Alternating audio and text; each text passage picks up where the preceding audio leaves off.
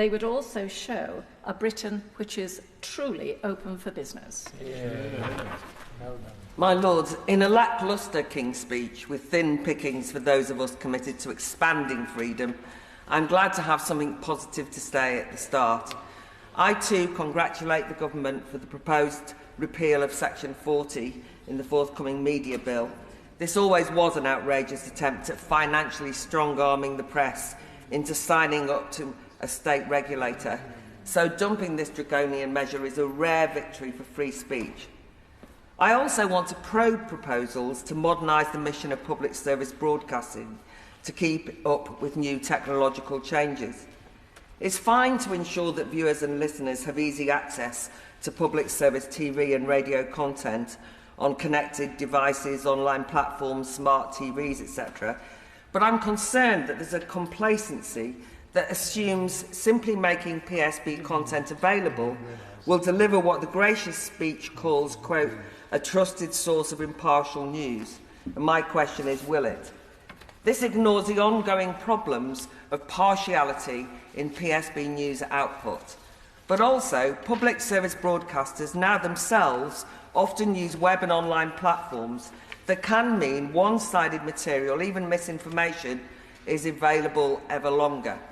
To use a couple of examples, recently the grassroots anti-racist campaign group Don't Divide Us made a formal complaint about a BBC Newsround web article published in 2020 entitled White Privilege, What It Is and How It Is Used to Help Others.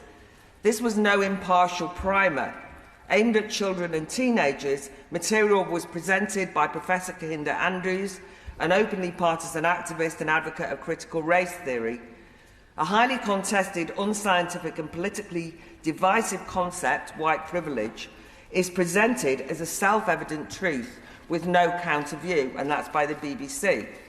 As DDU Director Dr Alka Siegel Cuthbert explains, this controversial ideology impugns the majority of the British public, who happen to be white, for alleged privilege based on their skin colour, while patronising non-white citizens as perpetual victims.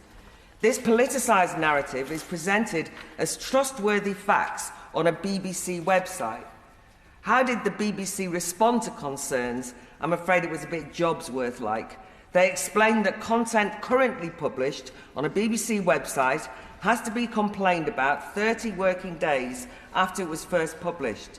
So this partisan material, labelled as PSB for Youth, remains online and nothing can be done. Another example, the noble Lord Wolseley, in a very fine speech on Israel and Gaza in this House, noted that the BBC uncritically repeated Hamas officials' claims that Israel struck the Al-Ali hospital in Gaza, and they were presented as fact. When it was clarified that actually it was an Islamic Jihad rocket, the defamatory report remained on the BBC website, unaltered, viewed by millions, and was cited as verified fact by too many at the start of what has become an ever-growing climate of anti-Semitic hatred on our streets. Mind you, if you watch PSB News, you may not see the scale of this anti-Semitic problem. In coverage of the armistice demo at the weekend, you got the sense that some journalists, at the likes of, for example, Channel 4, were almost relieved to spot familiar bigots in the guise of Tommy Robinson and friends. These were the dangerous thugs that all beyond Ponsot in the media recognise and denounce. But somehow they managed to miss the racist bigotry aimed at Jews. Those protesters dressed up as Hamas terrorists, placards featuring swastikas in the Star of David, those caught on film shouting "Kill all Jews" or "Hitler knew how to deal with these people." None of this featured on mainstream news at all, so I'm grateful to those citizen journalists and freelancers, such as Ink.Monocle, you should all follow him, for filming and photography, taking photos so comprehensively that we have material that we all need to see. And I note that the Met Police are using this material as evidence for their post-event Wild West-style wanted posters. But my question is, why not more of this on PSB channels?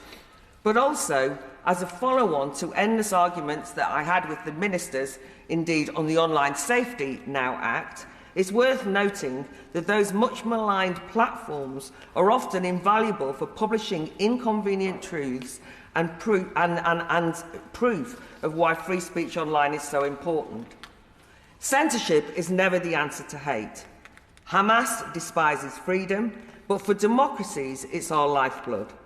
This is why I'm not convinced by the economic activities of Public Bodies Bill that tries to ban boycotts and divestment projects rather than democratically convince public bodies against treating Israel as a pariah state and using censorious tactics to punish it, Israeli products, speakers and Jewish shops and so on.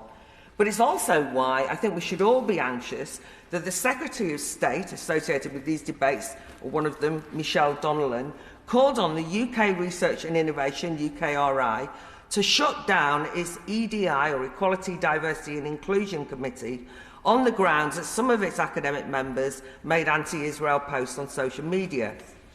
While I profoundly disagree with the sentiments expressed by those academics, such as labelling Israel as an apartheid state guilty of genocide, which I find disgusting, I'm also disgusted when a government minister interferes with academic freedom.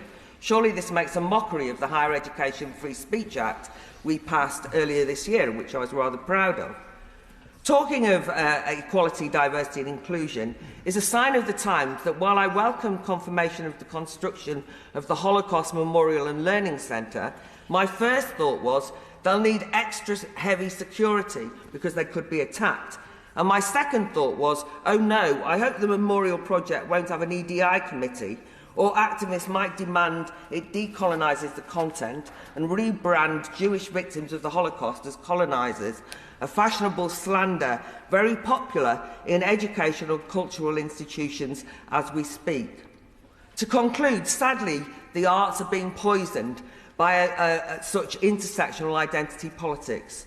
So much so that we now have a new organisation that's just been launched called Freedom in the Arts, set up by the choreographer and dancer Rosie Kay and former Senior Arts Council officer Denise Fahmy, both personally cancelled for their gender-critical views. How sad that we need to campaign now in 2023 for artistic freedom.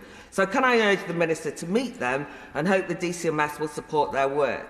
So as always, my theme is free speech is crucial for the arts, crucial for innovation and research, crucial for democracy, crucial for the excellent maiden speeches, which we've already heard, and we were about to hear one, so good luck to the next speaker.